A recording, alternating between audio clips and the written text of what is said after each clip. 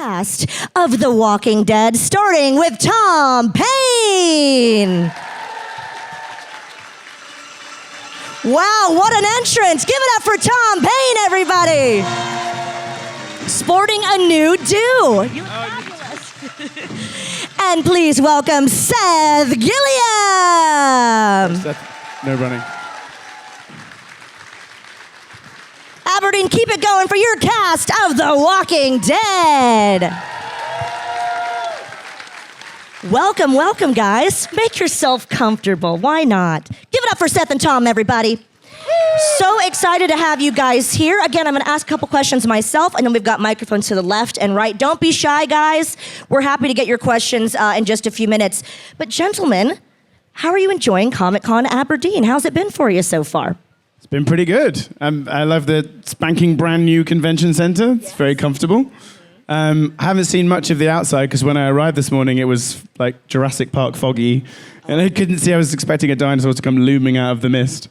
And actually, when we get out of here, it'll probably still be dark. Oh, maybe not, actually. Maybe I'll get to see a little bit of Aberdeen. You've seen the sights of the hotel and... Oh, yeah, hotel's fine. You traveler. Yeah, but it's been really busy. Like, it's been so lovely to see so many people here. Yeah. Yeah, honestly, you guys, look at this turnout for The Walking Dead. Just shows you how many generations it spans and how much you guys love the show. Give yourselves a round of applause. This is huge. And we're so excited to get into the ins and outs of The Walking Dead. But Seth, how's it been for you so far here in Aberdeen? It's been great. I actually came in last Monday so that I could see some sights and go by some castles and some locks and all that kind of stuff. So I've had a fantastic time, and this convention has been great. It's been a steady stream of people coming up who are really excited to meet me, which doesn't suck, I have to say. So I'm enjoying myself thoroughly. So with the fan base being worldwide here, what's the difference between the US fans and the UK fans? I mean, the UK fans obviously are so polite, but what's the difference that you've seen in different Comic-Cons, meeting fans from different areas of the world? There's less profanity here Less? than in the US, yes. Yeah. Though there are a couple of words that are really harsh that seem to be tossed around pretty freely. Like what? No, I'm kidding. No, it's okay. I'm looking over out of the corner of my eyes to see children, and I'm like, edit. Okay, edit. Aside from the profanity and the politeness, people are particularly polite, I've found in the UK, as opposed to the States. Aside from that, the fervor is the same. The fervor for the show, the fervor for the different characters and the different storylines. The excitement level is pretty much the same. And the fans are, you can pretty much tell a Walking Dead fan from across the room. Yeah, that's the wild thing about it, is that we've been all around the world for the years that we've been involved in the show. And anywhere you go in the world, you meet the same excitement about the show and the same... It's like meeting the same people in different countries. It's so wild, but so enjoyable, and it doesn't end. Like I guess because I haven't been to Scotland before, like because the Walking Dead, it was huge show, and then it got a little bit smaller, but still the fan base is still so strong. Yeah. This long after I left the show ages ago, and it's just really nice to see everyone. Yeah. So, Seth, now I have to ask, how do you spot a Walking Dead fan? What are the telltale signs? I can spot like a wrestling fan. I can just tell something, they're wearing some kind of, inclusive Macho Man accessory or something. Yeah. But how do you spot them? You can spot them. You can tell them from behind. They all have a particular kind of a gait that's almost Walker-esque. Oh. And then when you look in their eyes, you see that there's someone who would stab you in the face with a hot number 2 pencil if you angered them. And you go, oh, you're a Walking Dead fan. And they say, yes, I love the show. You're like, I knew it. I could see it. Well, I'd love to hear your stories about how you were cast in the show, what you were doing before in your career, and then, how this amazing role came to be for you. I'll start with you, Seth. I had just started working on a show called Teen Wolf. Which Teen Wolf in the house, and I'd gotten an audition to read for Scott Gimple, who was the head writer of the show at that point, out in Los Angeles when I was at a Teen Wolf convention. So I left the Teen Wolf convention. I went to Hollywood.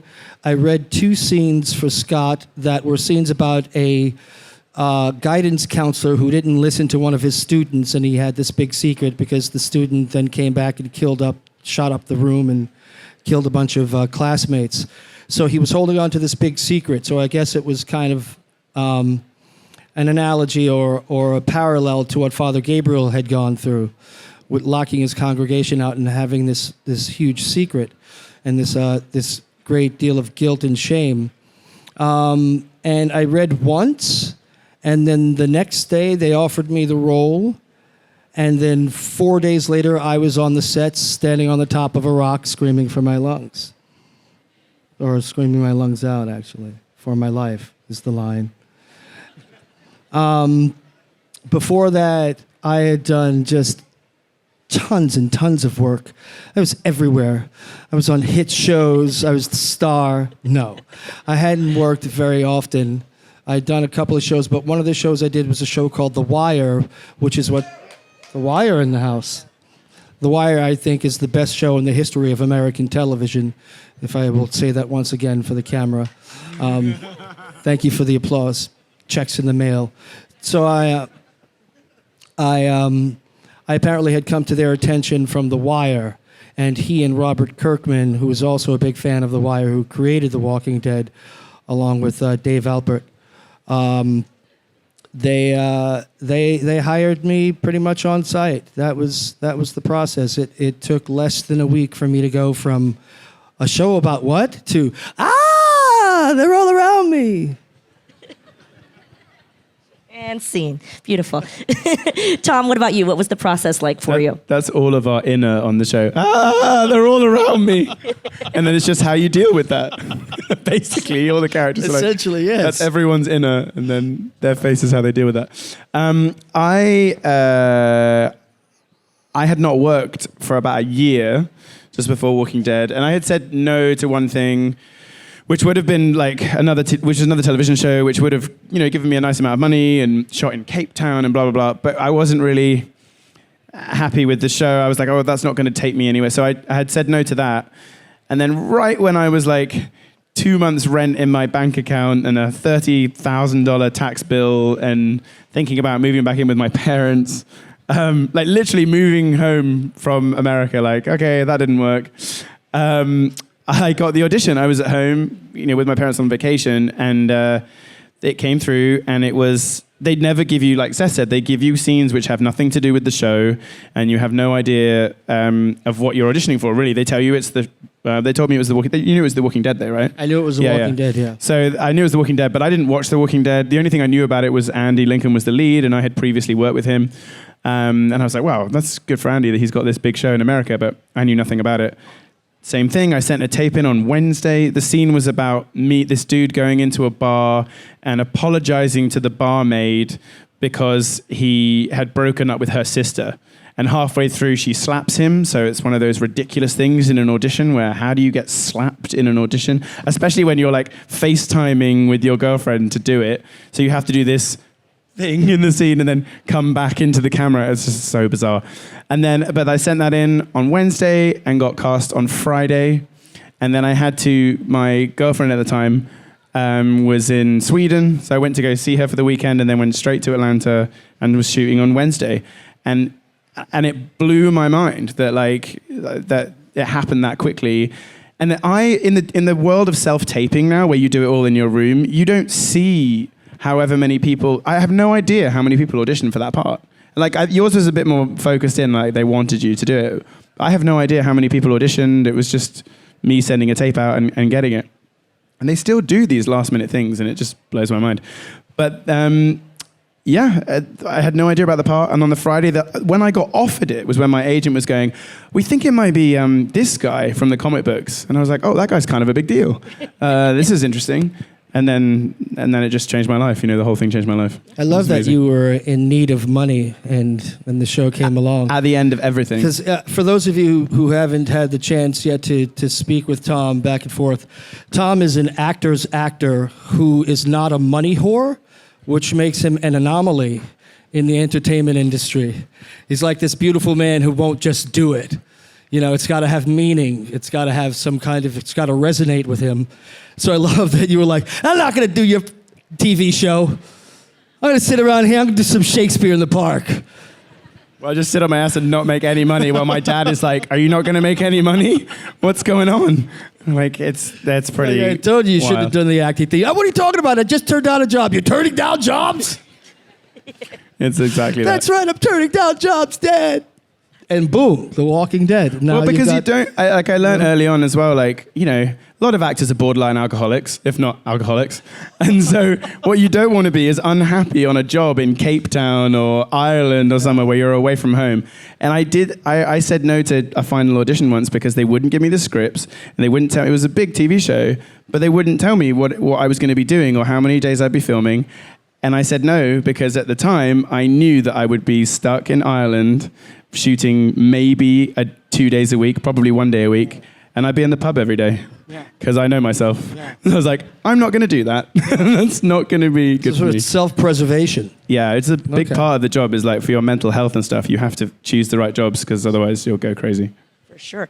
Now, when did you guys kind of know how big of a deal The Walking Dead is? I mean, you're looking around Aberdeen right now, sold out crowd today. Again, thank you guys. And this turnout for your panel specifically is just amazing. When did you kind They're of... all here for Chandler. Oh, darn it. No. But yeah, I mean, when was it for you guys, that kind of moment of this is a huge show that's going to be a worldwide phenomenon? When a guy screamed at me from across the street, "Hey, you should hang yourself, priest! Hang yourself!" That is harsh. Yeah, people are really invested. Yeah, they were really Really and I was invested. like, okay, you're across the street, buddy. You realize you're across the street. I know where I am! You should still hang yourself. I had shot 3 episodes in season 6, and I went to the premiere, the season 6 premiere, which was at Madison Square Garden in New York. Where I got booed by Yeah, I 15,000 know. people? You hate this. I hate you. And that guy was there. Hey! He hates this story because so I'll tell my side of the story and then you can tell your side. Yeah, of the please story. do, please do. We'll get both But stories. I was sat like you guys, just watching all of the stars on stage, knowing that I had already shot a few episodes and I was going to be on this TV show, and it was wild. It's like thousands and thousands of people screaming and shouting. It's like a rock concert. 15,000. 15,000 people. And Norman rides in on a motorcycle and everyone, it's really crazy. And I got really scared, I have to say. And I was like, oh my God, it's too late to back out of this. And I really, it's a cliche, but I was like, shit, my life's about to change in a way that I can't control. And that was kind of scary. And that definitely happened, like, especially because I was so recognizable with my long hair and beard and everything. Like, I lost my anonymity when I was on the show. I've mostly got it back now. But I lost a lot of it when I was on the show. And it was like, you couldn't go anywhere in the world. But it was helpful that you were surrounded by people who were in the same situation and got it. And it was a very singular experience in that way. My wife even used to just be like, oh, who do you think you are? Because I would get a little bit in public spaces. But then she traveled with me a bit and she recognized that Walking Dead fans come in all different colors, shapes, sizes, and they just come at you from like the corner of the airport or they're like whatever. And you can't. I've had like certain different levels of recognition before, and it's like, oh, it's going to be teenagers that recognize me, or it's going to be men of a certain age or women of a certain, or whatever. Walking Dead is everyone, like little children and older. It's insane. Yeah. So in that sense, that's when I knew the Madison Square Garden thing, and then it just exploded. I mean, I had a big introduction as well, and that was when the show was the biggest, and my life just completely flipped on its head. It's interesting that you say the Madison Square Garden thing as if it's fucking nothing. I wasn't saying it was nothing. It was a big deal. Yeah. It was 15,000 people. I brought my mother. No, he's going to She sat in the front row. We all were on stage, all 12 of us. They announced us individually. Everyone got a standing ovation. They announced me and the entire stadium booed. 15,000 people booed. So I thought, fuck these people. I can't hear you, bitch. Can't hear you. My mother sat in the front row, a look on her face of horror. What is going on, Kino? It's my middle name. What is going on, Kino? It's all right, Ma. It's just a show. They're just fans. They hate you. They don't hate me. They hate you. They can hear you.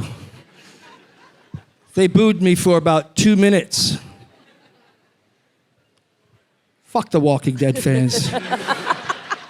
There's a Comic-Con exclusive for you, ladies and gentlemen. I think it's a love-to-hate situation in your defense. Speaking of love-to-hate, let's go to the fans now. It's a perfect time. I can't. You're killing me. Let's go to this lovely gentleman on the right who will hopefully be kind with a question. Do you think the show would have been better if it followed the comics more? I think the show would be more difficult to film because the comics are so much more violent.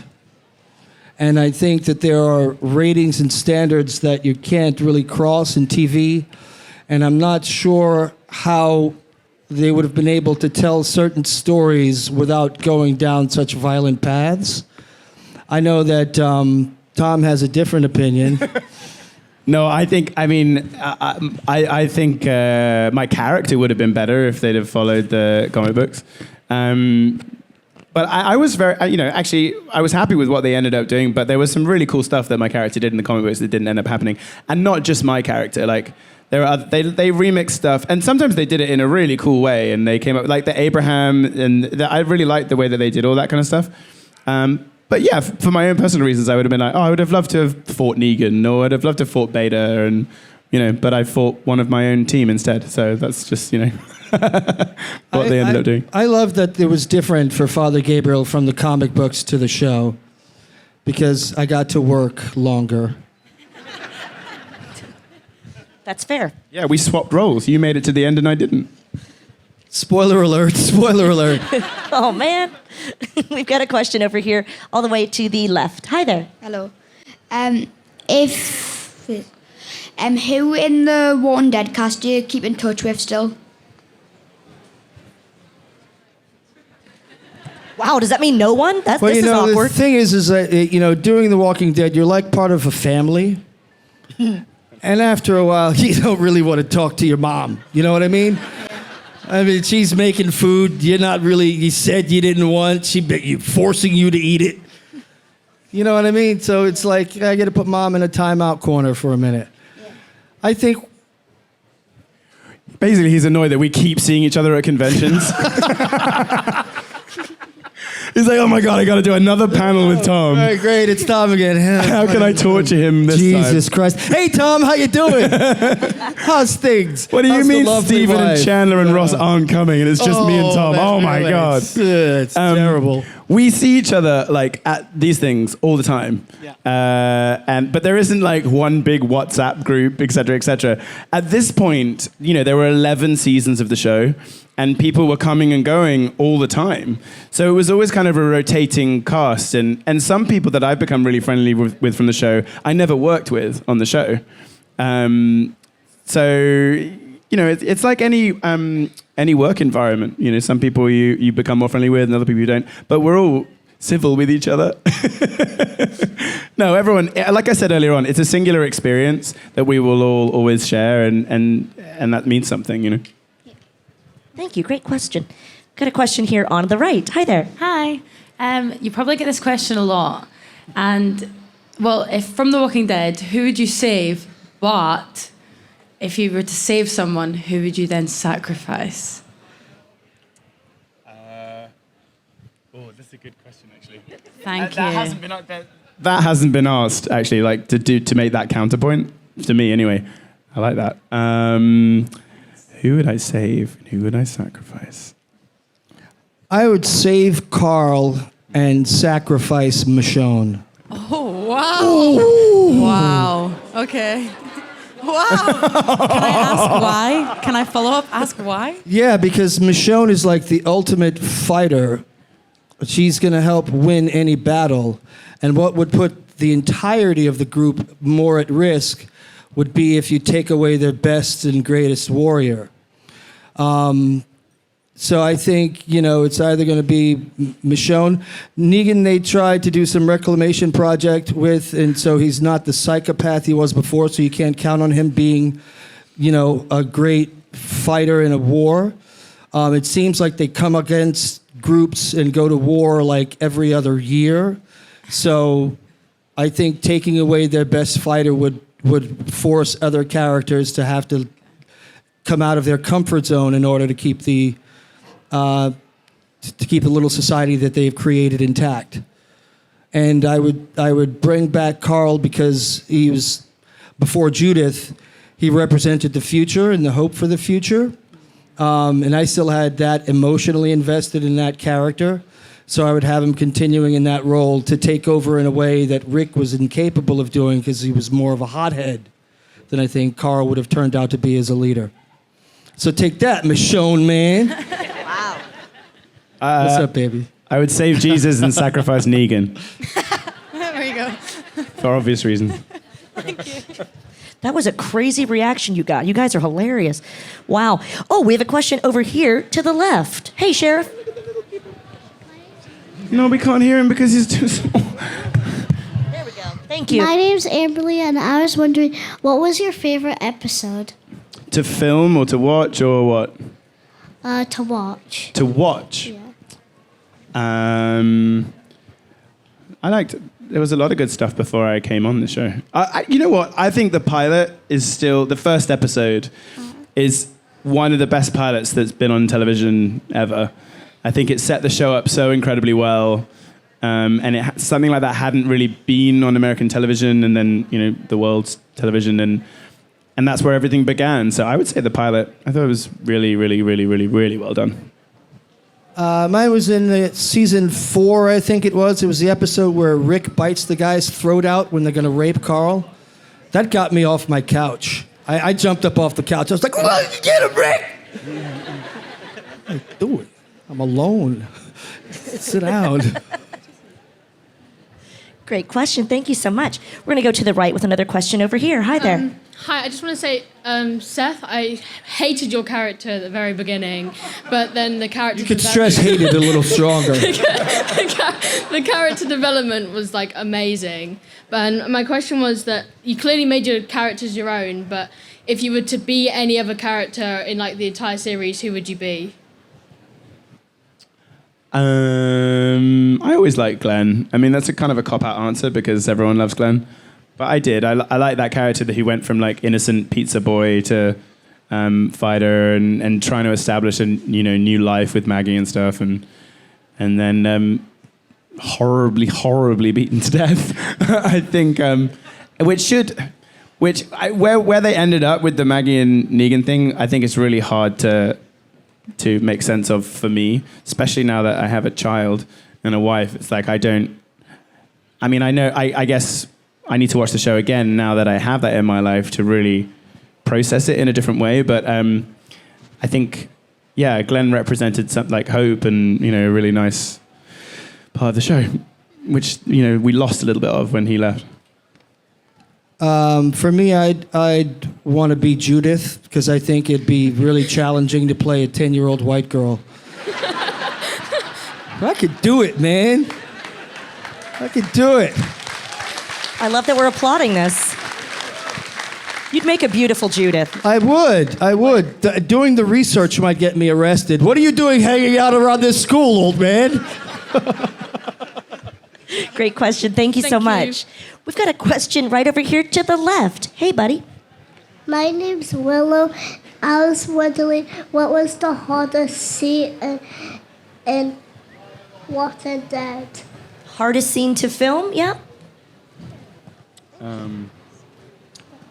The hardest scene for me, really, quite honestly, was the very first scene that I did, which is the scene where Father Gabriel is on the top of a rock screaming for help and surrounded by walkers. Because I gave it everything I had for the first 3 takes, and the next 12 takes, I'm like, what do you want me to do, dude? I'm like, help! There's nothing coming out. That was hard. Which take did they use? They used my very first take. That's infuriating. Which was like, I can't do it with a microphone. Because then they were like, why can't he do it anymore? And why is he? Oh, that was fantastic. That was fantastic. Let's have the scream one more time. Judy, Cameron, come around. He's going to scream again. I'm like, I'm not going to scream again. Ah! They're all around me.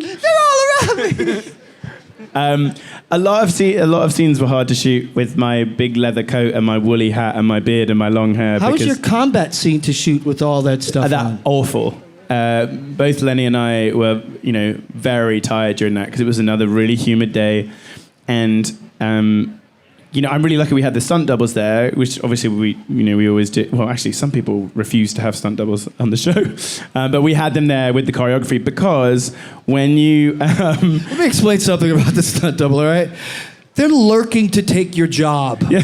All right. I don't need no dude who looks just like me, dressed like me, standing off on the side, talking about how he could do it better. No. Yeah, but you don't want to break your arm either. I will break my arm to keep the job. So that was really hard to shoot, and it got more and more dangerous the more tired Lenny and I got, but which also looked cooler because it meant that his stick was that much closer to my head. And so it got really cool, but then it was like, we're getting lightheaded and we had to slide out. My hair is in my face. But it added to the whole thing. That was that was hard. That was, dangerous. Great question, thank you. We're gonna go to the right with another question over here. Hiya. Hi, I was just wondering for you, what's the saddest saddest death and or moment from the show, in your opinion? You're a bit of an emotional vampire, aren't you?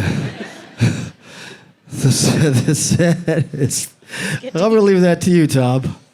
Well, Jesus, no, not really Jesus. I don't think. I'll go back to Glenn again because I just thought it was so senseless, and to see it happen to that character and in front of all the other characters and Lauren, and she's pregnant. I mean, that's tragic and really hardcore.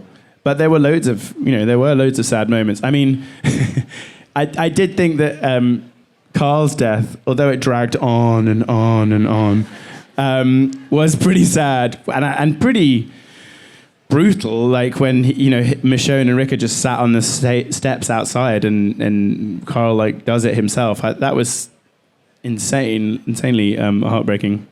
But the show was just one sad moment after another until you wanted to give up on it, which a lot of people did. On another note, Herschel was mine.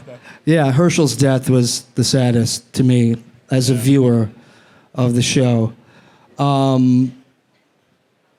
For me as an actor inside of it, it was Tyrese's death because he just lost the will to live, because he just gave up living, which to me was the saddest death of all the characters. You happy, you emotional vampire? You get your fill? Good question, but wow, way to bring it down. No, I'm kidding. We have a question over here from these lovely ladies on the left. Hi, girls. Hi, I was just wondering if you guys have a least favorite character that's surprising to some people? A favorite character that what? A least favorite character that's surprising. A least favorite character that is surprising. Yeah. That it's my least favorite character. They want the Well, gossip. he hates everyone, so. Least favorite character. You can't. It's just That's between such us. a trap to set for us. It's just between us. Don't worry. You're asking us if we still talk to each other, and now you're least favorite character. We could name one of the baddies, I guess. I'm going to go ahead and say it. Eugene. Oh. And I love Josh McDermott, very good friend of mine. One of the other questions was if we still keep contact with other cast members, and he's one that I do keep contact with. But what a blowhard. Come on. Come on. You either know nothing or shut up. And it's just a whole lot of I know nothing. I know nothing. And it's gibberish. And it's nonsense. And no, he's lovable, but so what? Fucking hate that character. I feel like you're letting a lot off your chest here with us. And we so appreciate that. I am. It's like a therapy session. It does. I feel lighter. I don't think I do. I'm not going to step in that viper's nest of least favorite characters because I'll be too honest. Thank you, ladies, so much. There's a question over here on the right. We're just giggling at this point. Who's someone on the show that you would idolize, or like someone that you would want as a father? What's a father? Yeah. Who do I want to be my daddy on the show? Where? Welcome to Scotland. What is the age limit for these questions? Herschel. Because he kind of was. He was. Yeah. Scott was a lovely very man. much like a very he was a fatherly figure. Scott Wilson, who played Herschel. Yeah. But yeah, no, I'd want Shane to be my daddy because Shane could be my daddy. Because I think Shane is Judith's daddy.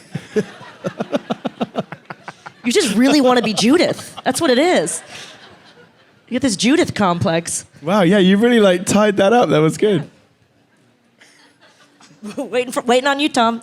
Wait, I said it. I said you did? Herschel. Yeah. Okay, good. I said the sensible answer. That is a very. We told them we appreciated random questions. Maybe we should. No, but they're great. Oh, great! Actually, they are pretty awesome. Love Great the job. randomness. Thank you so much. There's a question here for us on the left.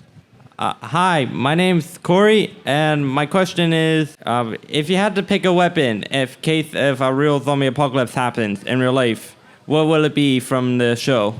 Sword. Any weapon. Sword. Sword. Yeah, because it's so easy. But that's what ended up happening to Jesus was he was like, oh, this is easy, and then he got taken by surprise. But honestly, also, from the case in point of being an actor on the show, sword is easy. Because they basically give you half a sword, and you just go like this, and then they just CGI where you've killed the walker. Whereas when you have to stab someone with a knife, you have to it's so annoying because it's really hard to make it look real. Because when in real life you would stab someone, but on the show you have to stab, and it has to stick for a second so that they can make sure that they're doing the CGI in the right place. So I always wanted a sword because it's just easy to do. And there's another bit where Norman, I saw, after I'd left, I think, not Norman, Daryl, has, although I think Norman probably thought it was him doing it, has a chain, and he whips through 3 walkers and kills them all. I'm like, that looks really cool. But they just made it look really cool because it was just he would have just had nothing in his hand and done it, so. Spoiler alert. Yeah. No one needs to know how the sausage is made. Just put ketchup on it. Yeah, they do. Everyone wants to know that stuff now. But anything where you can just go like that and kill walkers, easy, great. Machete. Why? Thank you. For the same reasons that you have a sword. It's easier to wield the blade. It's big. It's blunt. It's heavy. You can use it on both ends. You can use it to chop. You can use it to pierce. You can use it to stab, and you can use it to blunt. Cool. Thank you for asking my question, and I hope you have a really great day. Thanks, man. Thank you, Corey. Thank you so much. How nice. There's a question over here on the right. Hi. If you could change or add anything about your character, what would it be and why? I'd give him the power of invisibility. And then I'd have him sadly watching Rosita.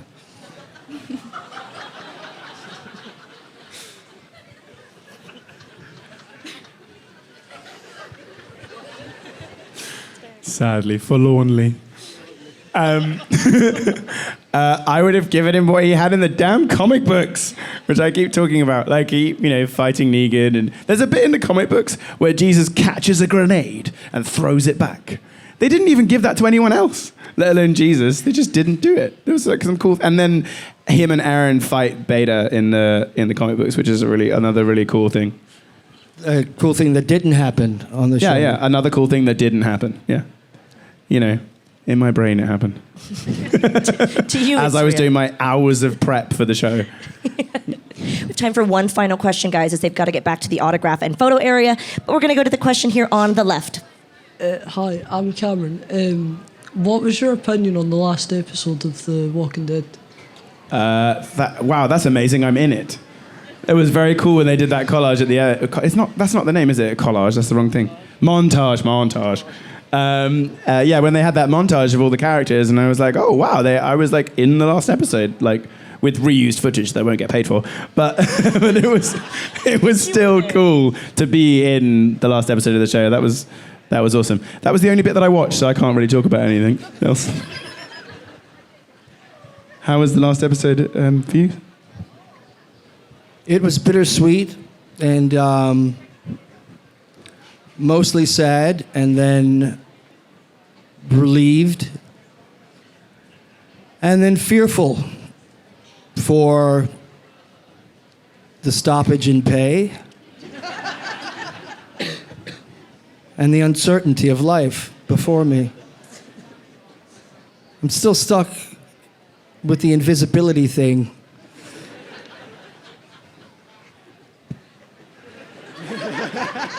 Well, that's all the time we have for the panel, and I don't know where to go from here. This panel would have been so different if Stephen and Chandler were here, by the way. Yes. Although Stephen would have been would have added more wildness. He's hilarious. No, honestly, you guys have been amazing, and I'm so sorry to have to cut it short. Well, not short, but cut it off now because they've got to get back to the autograph area to meet and greet all of you amazing people, and of course to take photos with you. But guys, any final words for your fans and what you're looking forward to after Comic-Con? Thank you so much for such a warm welcome in Scotland. I haven't been here in such a long time, and I was really excited to come up. And like Seth said, it's just amazing when everyone shows you so much love and still has affection for something that, I mean, this is something I did a few years ago now, and people are still so passionate about it, and that's really, really nice. It's nice to have done something that remains, very cool. Yeah, well, he said. You're still invisible? You can see me? Ladies and gentlemen. Thank you very much, everyone. Show your love for Tom Payne and Seth Gilliam of The Walking Dead.